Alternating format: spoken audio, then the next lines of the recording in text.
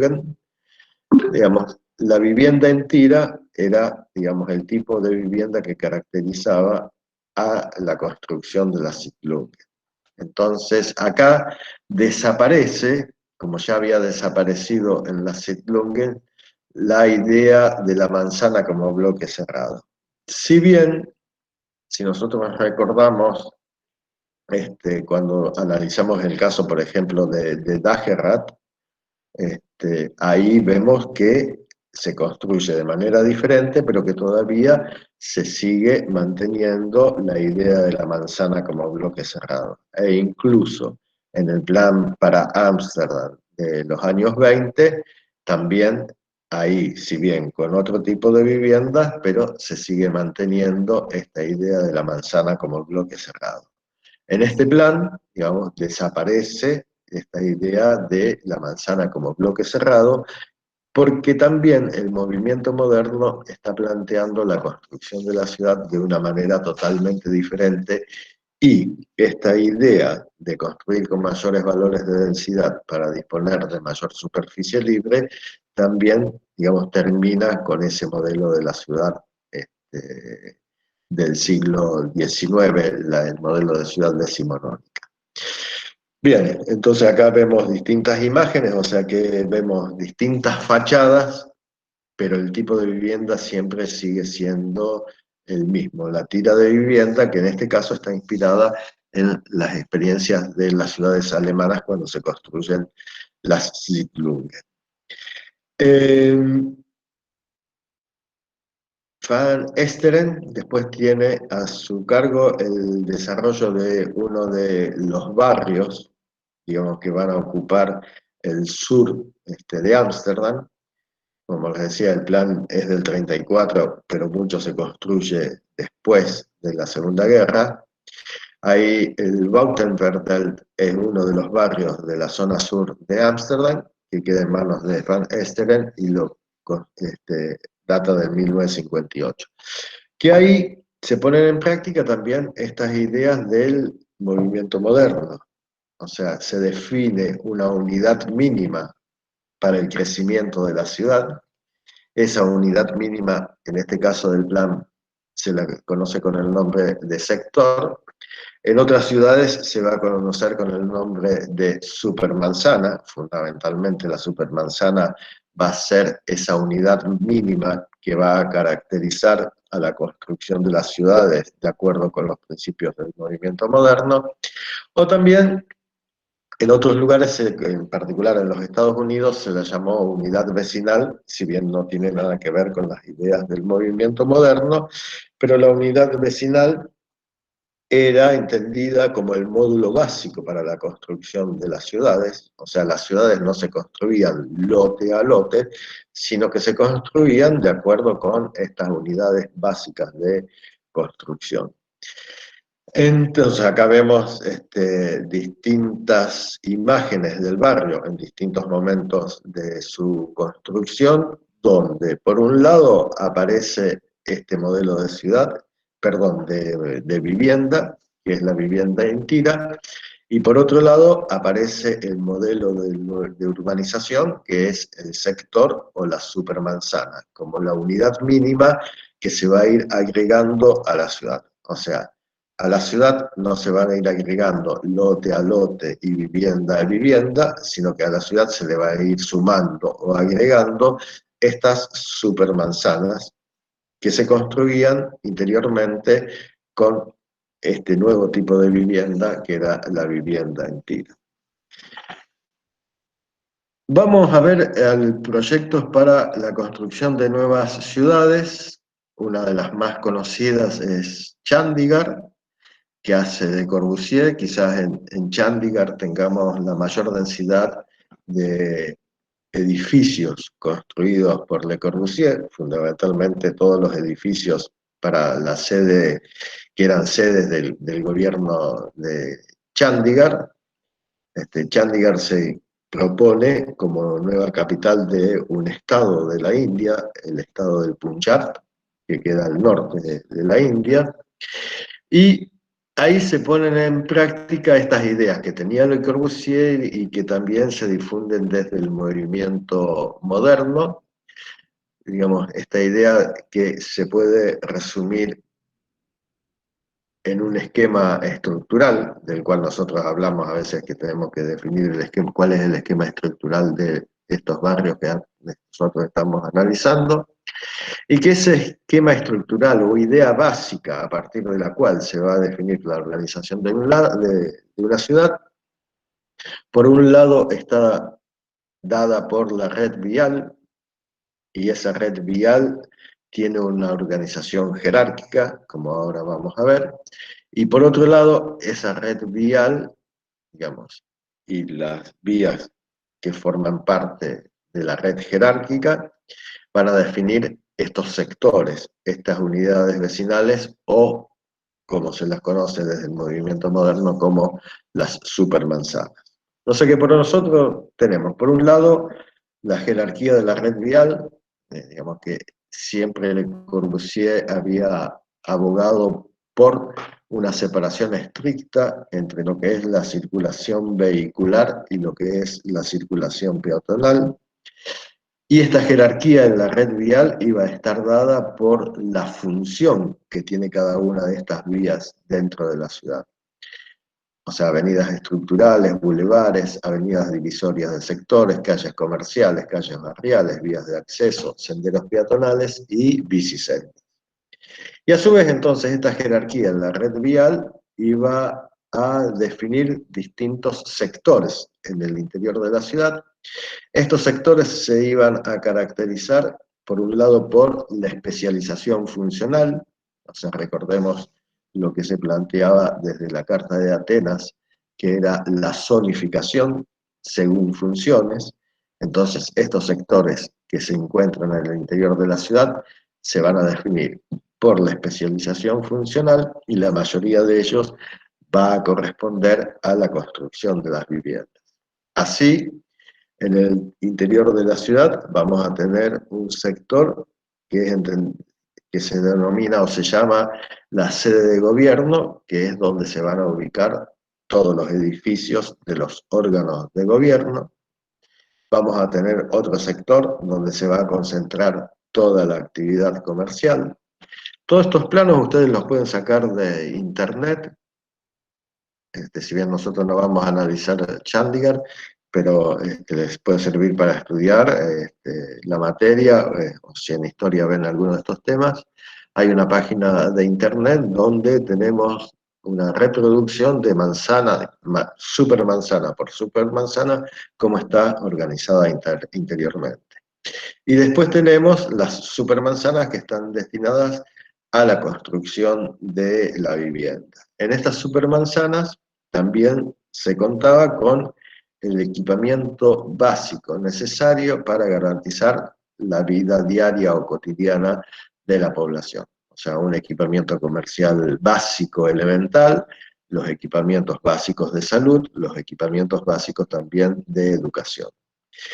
Las manzanas tenían una superficie que estaba dada por entre 800 y 1000 por 1200 metros, o sea que serían 8 cuadras por 12 cuadras de superficie. Estos rectángulos daban aproximadamente esa superficie. Y también, de acuerdo a las características del terreno, porque en algunos lugares había cañadas, entonces había que dejar mayor superficie libre, y de acuerdo a los tipos de vivienda que se propusieran para cada una de estas supermanzanas, estas supermanzanas iban a tener entre 3.000 y 20.000 habitantes. O sea que esta supermanzana estamos hablando de pueblos, o sea, de pueblos y ciudades del sur de la provincia de Santa Fe que tendrían, este, se asemejarían, digamos, por la dimensión demográfica a cada una de estas supermanzanas. También en el plan para Chandigarh se contempla la posible expansión. Entonces se definen también dos áreas de posible expansión, repitiendo el modelo con el cual se organizó el proyecto de la ciudad. O sea, repitiendo este modelo de los grandes ejes estructurales y de las supermanzanas. O sea que acá viene, volvemos a decir que la supermanzana era entendida también como una unidad de agregación a la ciudad, que el crecimiento de la ciudad estaba pensado a partir de un módulo básico. En este caso, el módulo básico es la supermanzana. Dentro de proyectos de nuevas ciudades tenemos, acá volvemos otra vez a Van Esteren, que fue, digamos, un arquitecto muy renombrado y que vivió mucho, porque ustedes vieron que ya en los años 30 ya estaba trabajando y estamos en los años 60 y sigue trabajando, que es para la ciudad de Lelystad, una ciudad que se construye en un polder, como ustedes saben. Los polders son terrenos ganados al mar, en este caso un lago interior, digamos que es resultado del mar, digamos se transforma en un gran polder, digamos que el gran polder es de secar esas áreas, digamos, y después construir una serie de canales por donde iba a ir recorriendo el agua, de manera tal entonces de garantizar mayor superficie para la ubicación de la población, en este caso en los Países Bajos. De ahí su nombre, digamos, por el contacto con el agua. Esta nueva ciudad se construye también con las ideas del movimiento moderno. Es una ciudad que se piensa para 100.000 habitantes y que fundamentalmente podemos encontrar el mismo sistema que habíamos encontrado en Chandigarh, o el mismo modelo, o sea, una división, o mejor dicho, una estructura viaria de carácter jerárquico que va a ir definiendo supermanzanas, y esas supermanzanas se van a ir organizando de acuerdo a su función. Fundamentalmente entonces vamos a tener el centro de la ciudad en una o dos supermanzanas y el resto va a estar destinado a la construcción de la vivienda con distintos tipos de vivienda multifamiliar a vivienda unifamiliar, como ustedes pueden ver en esta imagen y en las imágenes que vimos antes. Un discípulo de Van Esteren es Siegfried Nassut, que tiene a su cargo el desarrollo del proyecto de un barrio también para la zona sur de Ámsterdam, que se conoce, cuyo nombre es Rijbelmer. Digamos, este es muy distintivo, digamos, o fácilmente distinguible este barrio por el tipo de vivienda, esta organización de tiras de vivienda que van definiendo una serie de hexágonos cuyo interior, digamos, es superficie libre para el esparcimiento de la población. Gran parte de estos hexágonos fueron demolidos, porque algunos ya estaban con mucho deterioro. Otros hexágonos se destruyeron. En la década de los años 70 se estrelló un avión de la compañía El Al y destruyó más de uno de estos hexágonos. Entonces, y cambió significativamente en la actualidad la configuración del barrio. Este barrio estaba pensado fundamentalmente para población trabajadora.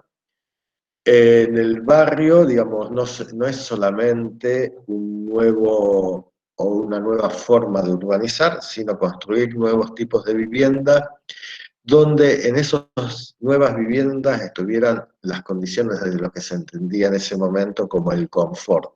O sea, ¿qué es lo que ofrece la vivienda como para garantizar, digamos, un menor trabajo en el interior de la vivienda, fundamentalmente en la cocina? O sea que la cocina aparece equipada con todos los instrumentos necesarios para poder trabajar mucho más cómodo en el interior de la cocina. En otros momentos la cocina era un lugar prácticamente inexistente o muy reducido. En estos casos, digamos, con el desarrollo de la sociedad, la cocina cada vez empieza a ocupar un lugar mucho más importante en la vivienda. La cocina, el mobiliario de la vivienda e incluso también en muchos casos el automóvil. Hay una película de esta época, una película francesa que seguramente debe estar en internet, que se llama Mi tío, o en francés Mon oncle, que también habla fundamentalmente, digamos en tono muy humorístico, así que se les recomiendo que las vean, habla de estas condiciones de confort nuevas que van apareciendo en la vivienda. Bien, en la actualidad ha cambiado también la composición social dentro del barrio y aparecen otros tipos de vivienda de mucha menor densidad, y gran parte de este barrio está ocupado por población que viene de las antiguas colonias holandesas. O sea que hay pocos, digamos, holandeses nativos, sino que la mayoría vienen de lo que eran las colonias holandesas. Y aparecen, digamos, nuevos tipos de vivienda que tratan de reducir esa alta densidad que proponían los hexágonos que había planteado Siegfried Nasr. Yendo también o analizando otro caso de nuevas ciudades, en este caso estamos hablando de Stevenage, que es una ciudad que se conoce como perteneciente a la primera generación de las New Towns en Inglaterra. Las New Towns fue una política del Estado británico destinada a reorientar el crecimiento de las grandes ciudades, basándose en la idea de la ciudad jardín. Si bien no son formalmente semejantes, pero la ciudad jardín también había sido formulada con el propósito de orientar el crecimiento de la ciudad en nuevos centros urbanos para evitar esa extensión de la ciudad sin límites. Entonces aparecía, digamos, en torno a las grandes ciudades, fundamentalmente en torno a Londres, la propuesta de nuevos asentamientos urbanos que se construían de acuerdo con este modelo de ciudad-jardín. La Newtown rescata esa idea, por eso es una política de Estado, no es solamente el modelo de una nueva ciudad, sino que es una política de Estado destinada a reorientar el crecimiento de las grandes ciudades, particularmente de Londres. Entonces aparecen, digamos, cercanas a Londres, vinculadas con los sistemas de transporte masivo y rápido con el centro de Londres, aparecen todas estas ciudades que no se pretendía que fueran ciudades satélites, sino que también fueran ciudades autónomas desde el punto de vista económico, o sea que también fueran lugar de trabajo y no solamente lugar de residencia. O sea, no estaban entendidas como una ciudad dormitorio, sino que estaban entendidas como una ciudad autónoma que podía ofrecer trabajo a sus habitantes. Y también estas ciudades, esta es una de las primeras que se construye, digamos, si no fue la primera, fue inaugurada por la reina. O sea, para que tengan ustedes ideas del valor que se les daba a estas nuevas ciudades, fundamentalmente porque se construyen en el periodo de posguerra también, o sea que está destinada a ubicar a población que se había quedado sin viviendas. Entonces, acá también esto se basa en una estricta división, acá me falló el diccionario, pero es una estricta división funcional de la ciudad, donde vamos a tener, por un lado, el centro de la ciudad, y el centro de la ciudad se desarrolla sobre una plataforma de circulación peatonal, o sea, todo el centro es de circulación peatonal. Digamos, el centro es muy elemental, muy simple, como ustedes pueden verlo en estas imágenes, y donde los comercios también son de carácter muy elemental y muy simples, pero constituye lo que es el centro de la ciudad. Y después, en el entorno del centro, vamos a encontrar distintos barrios con distintos tipos de vivienda, que van desde la vivienda individual apareada o la vivienda individual en tira, hasta la vivienda colectiva y la construcción de edificios de vivienda. Si bien son 2 o 3 solamente, pero aparecen estos edificios de departamentos. O sea que hay una amplia diversidad tipológica, tanto para la vivienda individual como para la vivienda multifamiliar. Y aquí también, digamos, esta idea del confort está presente y por eso aparecen las cocinas totalmente equipadas de acuerdo a el desarrollo tecnológico del momento. Pero, o sea, otra vez vemos acá esta idea de que la vivienda tenía que ofrecer confort a sus inquilinos, o sea, confort a sus habitantes. Bien, entonces estos fueron algunos casos que estuvimos viendo para entender o empezar a entender en qué consiste el movimiento moderno y cuál es el proyecto de ciudad que se alentaba desde el movimiento moderno. Y que nosotros vamos a trabajar ahora en lo que llamamos la posguerra, donde fundamentalmente las ideas del movimiento moderno van a ser dominantes en la construcción de estos grandes conjuntos habitacionales. Para eso, nosotros vamos a analizar 4 situaciones diferentes, o 4 grandes intervenciones de vivienda, distintas en distintos lugares, y que obedecen también a un origen diferente.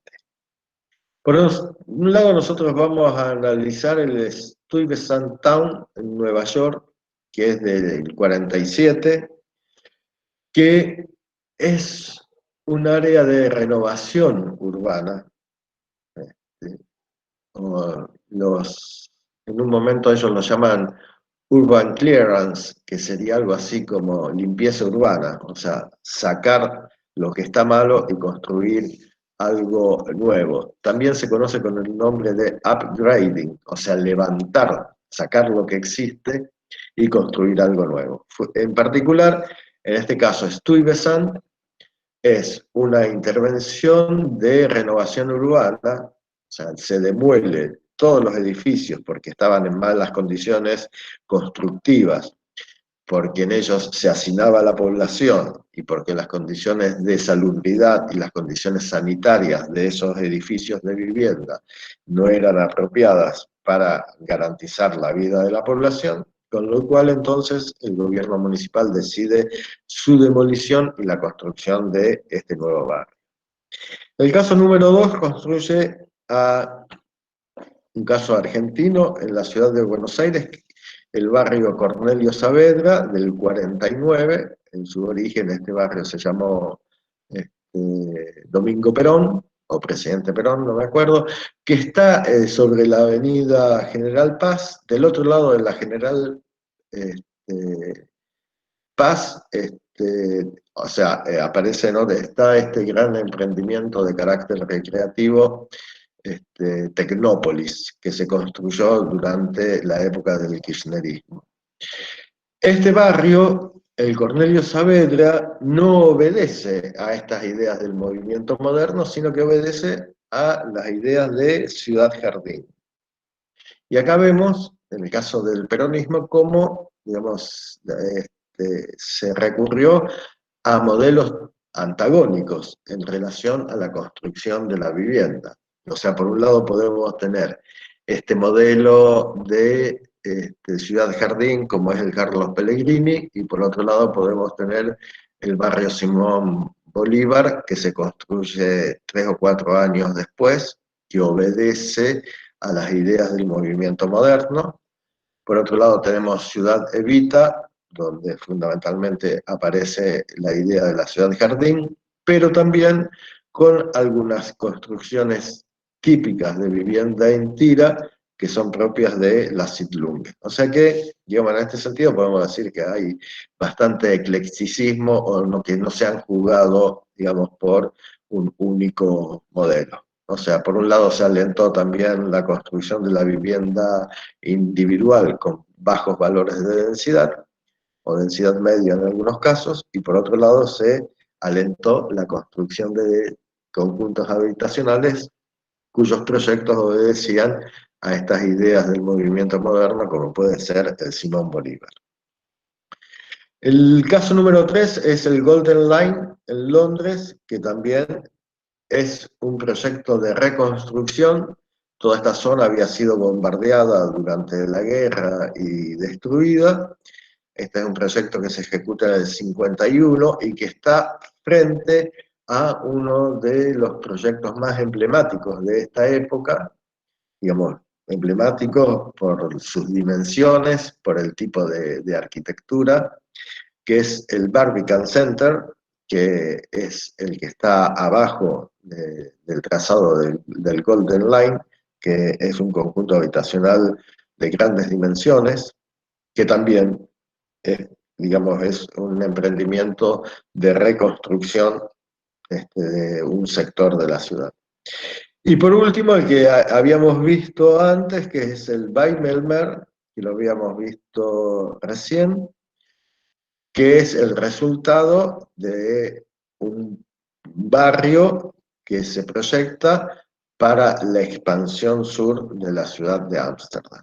O sea que por lo que vemos, o sea, son 4 situaciones totalmente diferentes, algunas muy parecidas en cuanto a los resultados, o sea, o mejor dicho, al tipo de ciudad que se pretende construir, otros no tanto, pero que nos permiten a nosotros tener un panorama bastante amplio acerca de cómo se entendió la construcción de la ciudad, fundamentalmente en los años 50, en los años 60, y si queremos nos podemos introducir un poco más en los años 70. Pero, digamos, prácticamente todos los proyectos que nosotros estamos analizando acá son de los años 40 y 50, bien de posguerra. Así que bueno, esta es la charla de hoy. A ver, calculo que, bien, sigo cumpliendo con esto de que la clase no debe durar más de 1 hora. Esta clase duró 45 minutos. Si hay alguna pregunta, me pueden hacer cualquier pregunta ahora. Y después entonces cada equipo se va a ir a trabajar con su docente. Particularmente los que estaban trabajando con Omar van a seguir en este sitio. ¿Hay alguna pregunta que les haya quedado a ustedes algo para aclarar, alguna duda al respecto? No, bien, entonces les voy a decir algo que me estaba olvidando. Nosotros vamos a tener 3 instancias de corrección de este trabajo, o sea, el martes 23, el martes 30 y el martes 7. Si después de la corrección del martes 7 ustedes entienden, ¿están escuchando? Sí, sí, se escucha. No, porque acá me aparece un mensaje que dice que la página no responde. Por eso, bueno, voy a hacerlo rápido entonces. Vamos a tener 3 martes de corrección. Si después de la última corrección el equipo que entienda que el trabajo está ok, lo puede entregar ese fin de semana, o sea, mejor dicho, el 10. Las clases son hasta el 10. Y si no, lo entregaremos después del receso. Como todavía no se sabe muy bien, o todavía no hay definición, sino recién la va a haber en el próximo consejo directivo que se va a reunir el viernes, no, el otro viernes, respecto de las mesas de exámenes y de las vacaciones no, pero sí de las mesas de exámenes. Entonces nosotros vamos a esperar a esa resolución del consejo directivo para definir bien la fecha de entrega. De todas maneras, está esta posibilidad que les decía yo recién, que aquellos equipos que después de la tercera corrección que hagamos del trabajo entiendan que el trabajo está ok para ser entregado, lo pueden